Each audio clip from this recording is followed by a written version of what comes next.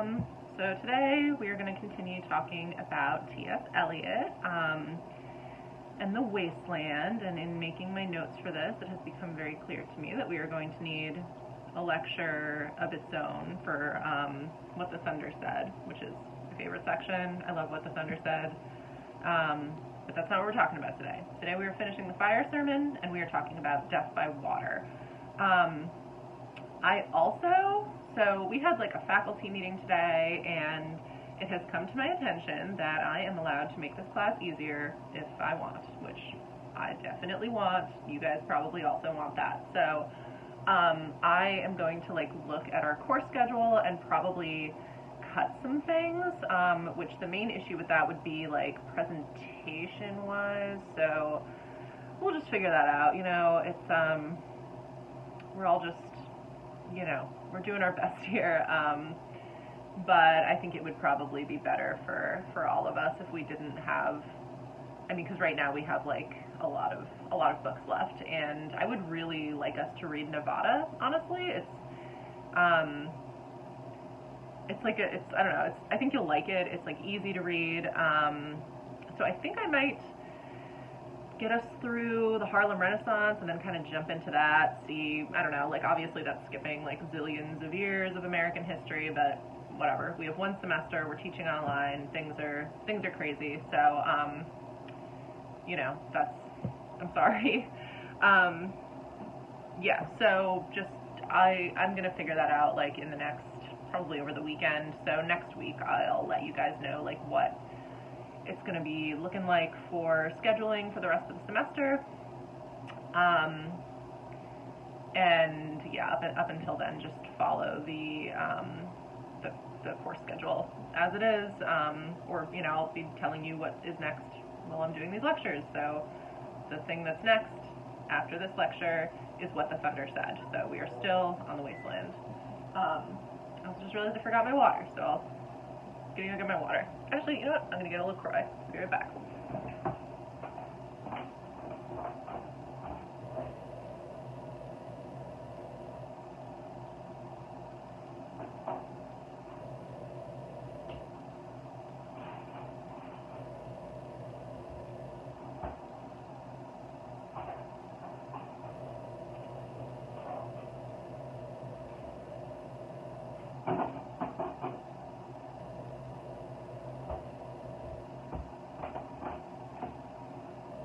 Okay. I don't have any cold LaCroix. Oversight on my part, obviously, here. So, you know, that's not relevant. So let's talk about Eliot.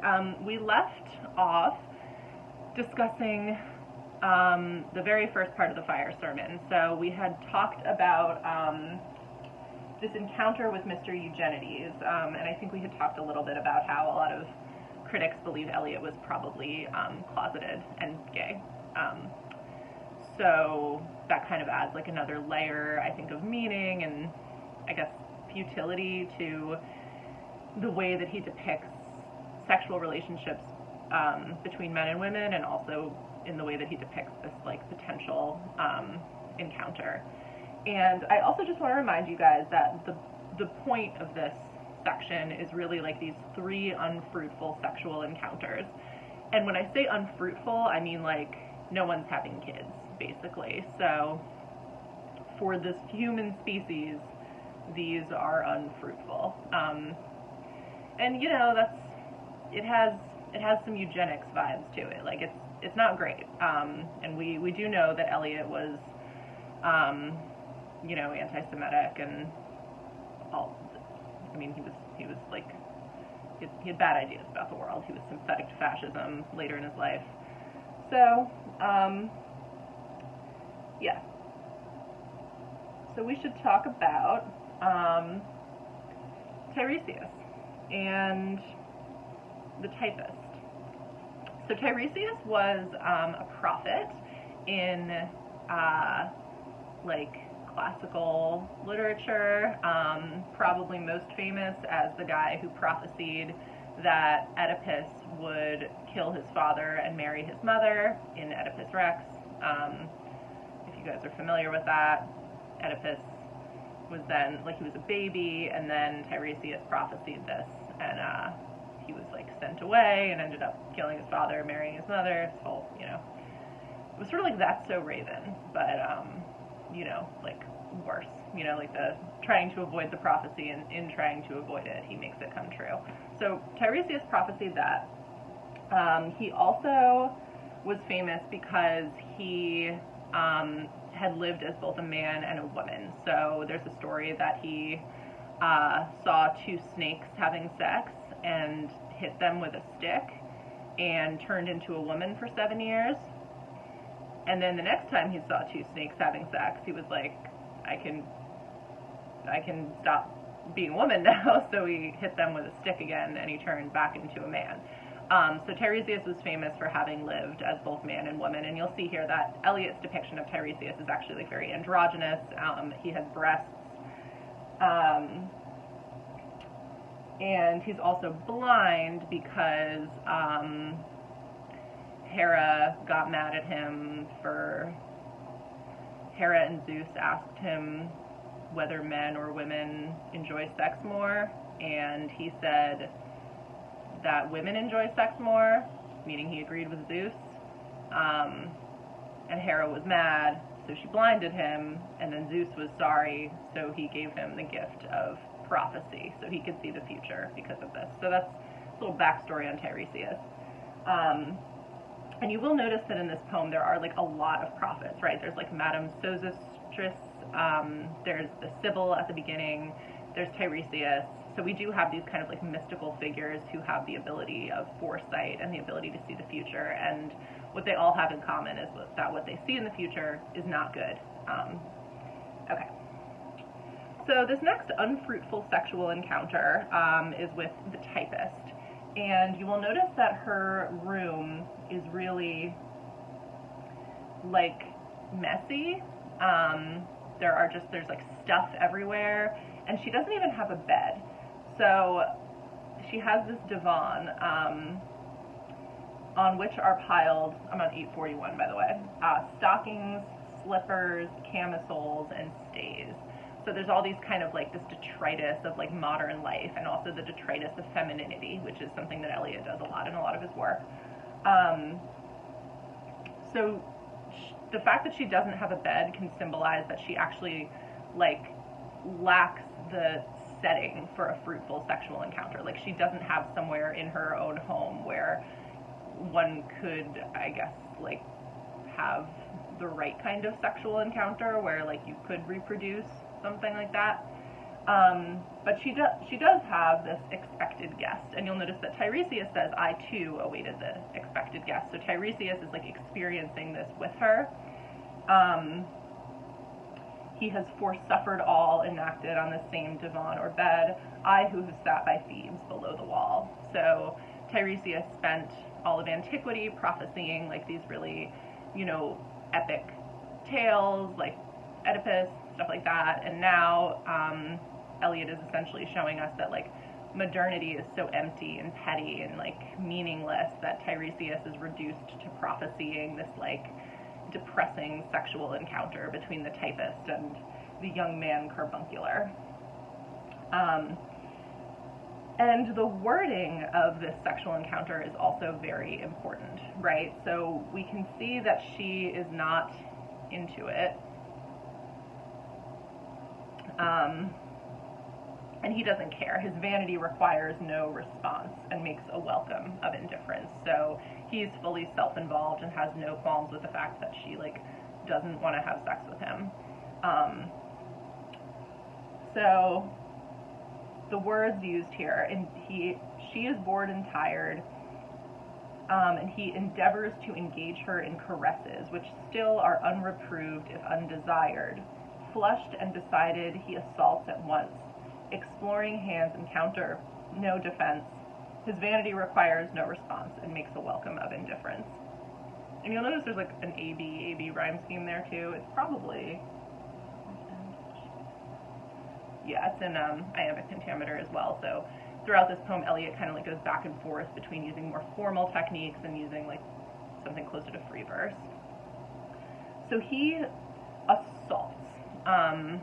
So this encounter really is one in which the man, to my reading, is taking advantage of her. But that does not seem to be the way it's presented in the poem, despite the use of words like assault, which I guess is maybe partly because it's from the 1900s, the 1920s. But I do still think that there's something, like, even though Eliot is such a misogynist and so many of his depictions of women are really, like, just, they're not flattering or fair, I think that he also, in a lot of his work, seems to have this weird, like, underlying empathy for the plight of the woman. And I think here it's sort of the plight of the woman who's faced with, like, the modern man. And the modern man is, like, you know, this markedly, like, unheroic figure. And the presence of Tiresias, who existed in the time of, like, heroes and, you know, all this stuff in classical literature, I think really accentuates that contrast. Like, you know, this guy is, he's carbuncular, which means, let me look that up again. He has, like, he's unhealthy, not in or not exhibiting good health of body or mind. So he's kind of sickly and not, you know, not the kind of man who could ever, I guess, change this woman's circumstances. So both of them are figures of, like, the fallen nature of humanity during, you know, in modernity. So after it ends, he leaves, bestows one final patronizing kiss, and then we have this description of her where she turns and looks a moment in the glass, hardly aware of her departed lover. Her brain allows one half-formed thought to pass. Well, now that's done, and I'm glad it's over. So she's depicted as both stupid, and, which Eliot generally does depict his women as stupid, but she's also depicted, I think, as repressed. Like, it feels to me like the phrasing of her brain allows one half-formed thought to pass. Like, it feels like she can't let herself experience the full range of her emotions about this encounter, which does sound awful, because she doesn't, like, want to feel the shame involved there. And shame is the emotion that Eliot is saying she should feel, because we have our, she puts a record on the gramophone, and we have our footnote number 9. I'm still at the bottom of 841, so this is like line 256. He refers to the novel The Vicar of Wakefield and the song sung by Olivia when she revisits the scene of her seduction. Quote, "When lovely woman stoops to folly and finds too late that men betray, what charm can soothe her melancholy? What art can wash her guilt away? The only art her guilt to cover, to hide her shame from every eye, to give repentance to her lover and wring his bosom is to die." So this woman should feel shame, but does not. I mean, I don't think she should feel shame, but, you know, that's sort of the thesis of the poem.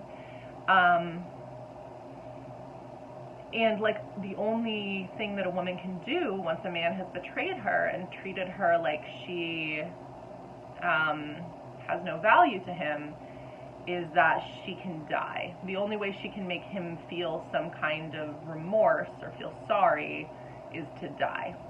So I guess that might be why this woman is repressing her emotions, because she doesn't want to feel like she has to die in order to make this guy feel bad.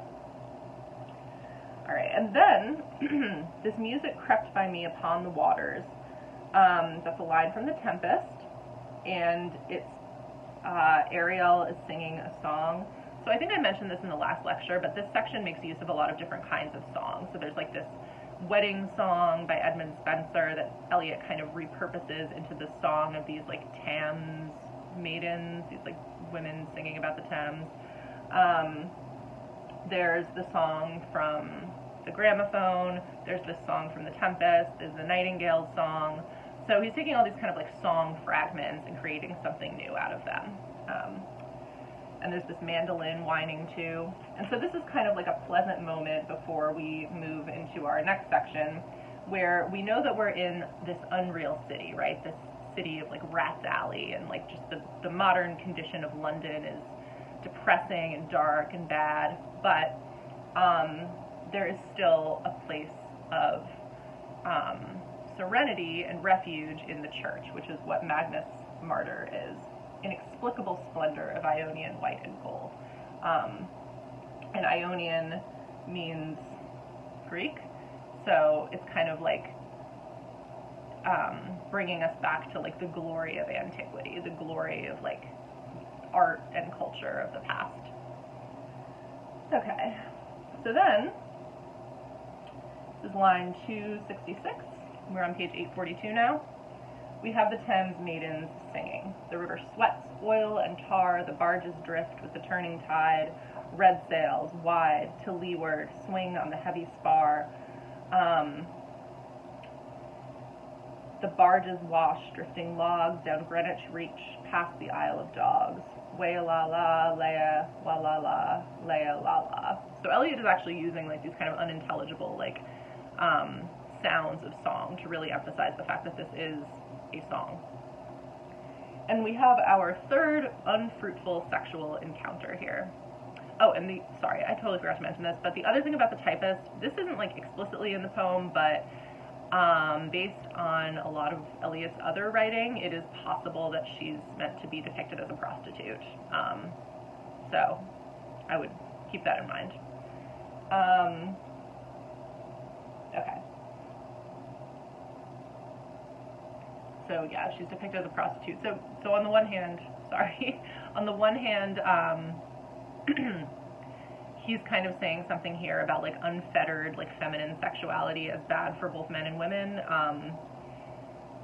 which could apply to just the greater movement for sexual freedom during like this period, which was something that he probably, he didn't see as a good thing. Like he didn't think women needed to be sexually liberated, and which could also refer to like the more traditional fallen woman who is like a literal prostitute or sex worker. Okay, sorry, like digression, but back to our Thames song. So this song is supposed to recall this wedding song, or a prothalamion,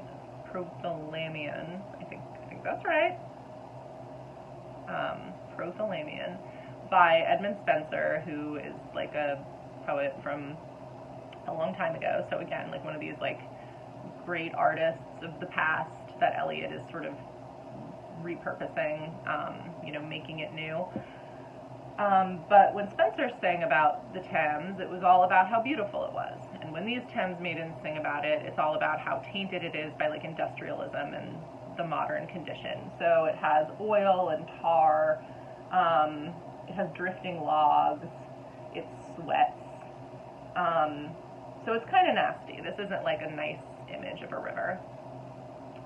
And then we have Elizabeth and Leicester, who is apparently the Earl of Leicester, and our footnote kind of tells us this too, but like apparently the Earl of Leicester had some kind of like romance with Queen Elizabeth, and like they like had a thing, and it's well known. I didn't know about it, but that's apparently what he's famous for.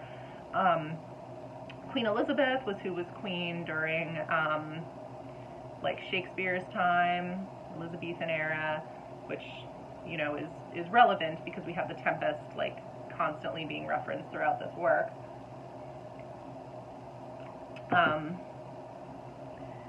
And she was known as the Virgin Queen, and apparently her whole deal was that she like had to stay single and seem like she might be available for marriage, as like a political thing. So it was like good for England for her to remain unmarried, so that I guess she could use that as like a leverage and like alliances with other nations. And so this is like ironic apparently, because this whole work is dealing with this myth of the Fisher King, who I think I talked about last time, but the Fisher King is like an old I guess, folktale thing that exists across cultures. And the idea of the Fisher King is that he was a king, and he was wounded in the genitals, like, I guess, castrated, and therefore he was like infertile and unfruitful. And when he became infertile and unfruitful, the land itself became infertile and unfruitful. So like the land stopped producing like produce and, you know, fruit and vegetables, stuff like that, like grass, I don't know, whatever you like need out of the land stopped producing it. And it could only possibly be restored when the Fisher King's virility was restored. So when his like castration wound was fixed, then prosperity would return to the land. And so this is kind of ironic because for Elizabeth, the prosperity of her land, England, actually depended upon her like supposed virginity, and depended upon her never getting married and never being fruitful in the way of like reproducing. Okay. So then we have this sort of reference to Dante again, and I believe these are still the Thames maidens speaking. So there's this, again, scene of like what Eliot would have seen as an unfruitful or like wrong like sexual encounter. So by Richmond I raised my knees supine on the floor of a narrow canoe. After the event he wept, he promised a new start. I made no comment. What should I resent? So again, like this theme that kind of comes back to like the typist, of women just accepting these like abusive or like borderline abusive sexual encounters with men who sort of treat them like garbage. Okay. And then, next page, 843, line 306, to Carthage then I came. So we have our footnote here to tell us that this comes from St. Augustine's Confessions. And Carthage, as you may recall from the other lecture, is where Dido lived when Aeneas fell in love with her. So Dido was the queen of Carthage who killed herself after Aeneas abandoned her. So again, kind of like bringing all these references together, like zillions of allusions. It's a lot, I know. And so St. Augustine is essentially meant here to represent like the Western tradition of asceticism. And asceticism is just like, okay, I'll get you the actual definition here. So, characterized by or suggesting the practice of severe self-discipline and abstention from all forms of indulgence for religious reasons. So, the idea of being an ascetic would be that you cut off all of your attachment to worldly things, worldly desires, and in getting rid of that attachment, you can end your suffering. And the only way to end suffering is to stop having any kind of earthly attachments. So Buddha would be the Eastern representative of that tradition. St. Augustine is the Western representation of that tradition. So in this final part of the fire sermon, you kind of can't tell who's talking. Like, is it Buddha? Is it St. Augustine? That's on purpose. So Eliot is like conflating the two of them so that you are, I guess, thinking about both of these traditions of asceticism at the same time. So burning, burning, burning, burning. Those are the words of the Buddha, which I think just represent how earthly suffering feels. And O Lord, thou pluckest me out, is St. Augustine begging God to pluck him out of the suffering of this earth. Okay. I hope that clarifies that a bit. Alright. Death by water. So this is the shortest section in the poem. Phlebas the Phoenician, a fortnight dead, forgot the cry of gulls and the deep sea swell and the profit and loss. A current under sea picked his bones in whispers. As he rose and fell, he passed the stages of his age and youth, entering the whirlpool. Gentile or Jew, O you who turn the wheel and look to windward, consider Phlebas, who was once handsome and tall as you.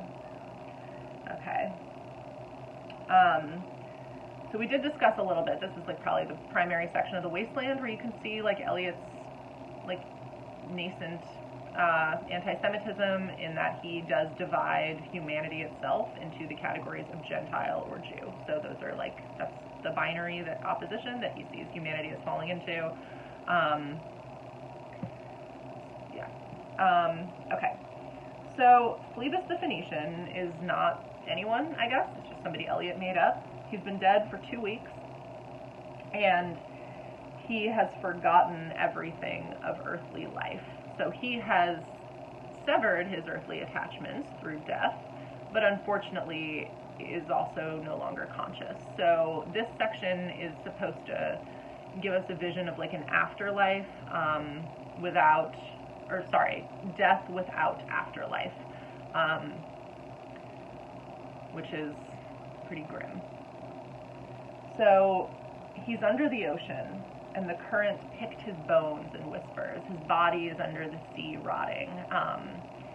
And in most religious traditions, like the body and the soul are separated. But here, Eliot identifies Phlebas himself, like his self is still within that dead body. What he's saying here is that the self has died with the body. Which is interesting because in the rest of the poem, the church is very much seen as like a refuge of some sort. So I don't think Eliot is saying like there is definitely no afterlife. He's just presenting like a really horrifying possibility. And so he addresses the reader and says, Gentile or Jew, O you who turn the wheel and look to windward, consider Phlebas, who was once handsome and tall as you. So the point here is that we as readers are supposed to be considering our own mortality and the fact that like our bodies will one day perhaps be rotting in the sea or rotting somewhere. So it's a really dark section. And really shows like the true wasteland that Eliot sees the modern age as having come to. And also keep in mind that Madame Sosostris said, fear death by water. So even though she's presented as a false prophet early in the poem, her prophecy actually does come true. So do with that what you will. But I think that's kind of interesting.